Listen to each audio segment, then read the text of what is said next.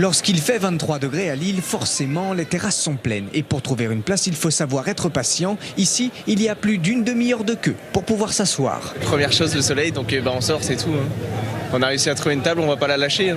Et les médias font de la propagande. Tu regardes les journaux de 20h, etc. Mais c'est de la propagande. Tout le monde est content, les terrasses sont rouvertes, quel bonheur, tout le monde est souriant. Moi, je suis heureux que les terrasses sont ouvertes. On dirait les infos de Pyongyang. Enfin, qu'est-ce que c'est que ces conneries? Je veux dire, tout ça, c'est mytho complet. Il faut arrêter. Les médias doivent arrêter de faire de la propagande. Il faut qu'ils informent les gens de manière objective. Depuis le 19 mai, est-ce que vous avez eu un incident, oui ou non, en terrasse? Non. Enfin, j'en ai eu un, si, je me suis fait mordre par une dame, si, qui voulait pas payer. Non, mais c'est vrai. À part ça, tout va bien. J'avais oublié. Oh, j'avais oublié, elle m'a mordu. C'est vrai, je vous assure, j'ai encore la marque.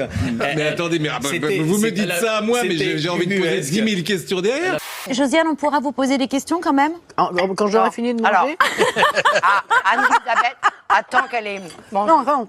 Je lui pose des questions après. Elle était très exubérante elle était parce qu'elle seule voulait pas payer. Non, elle était accompagnée d'un charmant artisan taxi pour qui vous avez beaucoup d'autorité, à qui je salue. Elle était jeune, elle était. Bon, elle avait 45 ans, un peu même profil de la fille qui a insulté. Non, mais vraiment, c'est pas une Elle a payé finalement? Alors lui est venu payer parce qu'il avait tellement honte. D'accord. Je suis très tranquille, vraiment, je vous assure. Vous faites dans votre émission, vous n'êtes pas tranquille. Vous venez.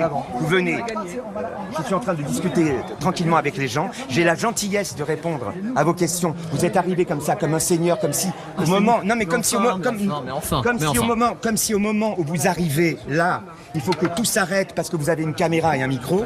Bonsoir, chers voisins, on vous voit. Ouais, on a droit à un coucou. Ça y est, le contact est établi. Ouais. Wouh, bravo. Eh bien, grâce à vous, Hervé, on se réconcilie avec nos voisins. Eh bien, on peut dire merci, Hervé. T'emballes pas. Merci. Ils vont peut-être s'en sortir les après un verre de vin.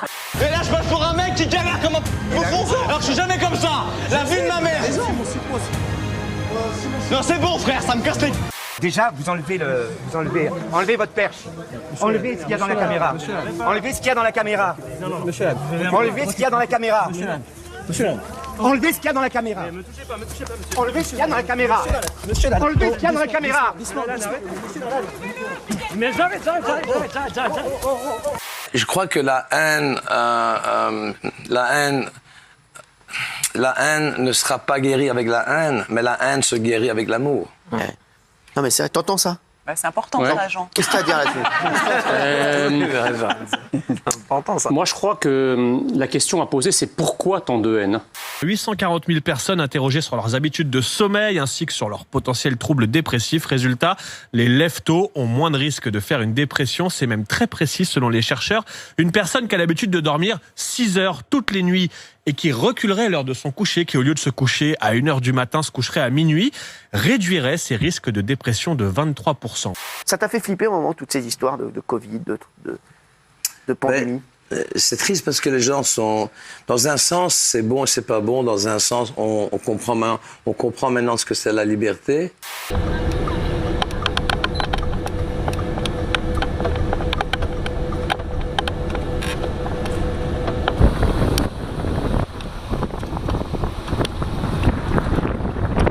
Et vous êtes allé où en Chine? On a fait tout le littoral chinois, mais en particulier, on a chanté à Wuhan. À Wuhan? À Wuhan? Wuhan? Pangolin, tout ça? Ah! Il a chanté à Wuhan! Excusez-moi! Je n'ai pas tellement eu peur du Covid. J'essaye de l'ignorer. Et c'est un avertissement. C'est le dernier avertissement, je crois, de la nature. La nature nous réserve bien des surprises et celle-là est de taille. Regardez ces images. Une maman canne et ses petits marchent tranquillement au milieu des voitures. Cette scène insolite s'est déroulée jeudi dernier à Strasbourg, en plein centre-ville. Un enseignant a immortalisé ce moment. Il y en a 3 qui ne se décident pas là. Allez, ils sont quand même jetés à l'eau.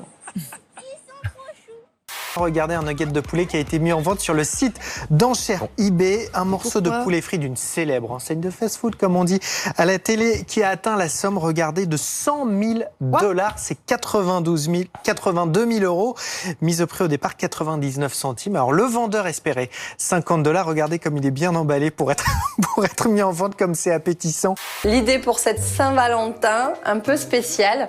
Chouchou pense qu'on va se faire un fast-food sur la table du salon comme on peut faire d'habitude, mais moi, j'ai vraiment envie de rendre ce fast-food romantique. Donc je pars sur l'idée de faire une jolie table. Je sors la vaisselle des grands jours. Je verse le soda dans les verres à vin, je mets les petites sauces dans des petites coupelles, voilà, je joue le truc jusqu'au bout. Si un internaute a déboursé plus de 82 000 € pour s'offrir ce morceau de poulet frit, c'est parce qu'il a la forme d'un personnage du jeu vidéo Among Us. Le très cher nugget acheté dans un fast-food aux États-Unis a été vendu aux enchères sur eBay après plus de 180 offres. Une transaction délirante que certains aimeraient bien reproduire au vu des très nombreuses annonces similaires publiées ces derniers jours. Jeff Bezos, le patron d'Amazon, vient d'annoncer qu'il s'envolerait dans l'espace le mois prochain à bord du New Shepard, le vaisseau de sa compagnie Blue Origin. Voir la Terre de l'espace, ça vous change un homme. Ça change votre rapport à la planète, à l'humanité. Il n'y a qu'une planète Terre. Je veux faire ce vol parce que c'est un rêve d'enfant. C'est une aventure qui représente beaucoup pour moi.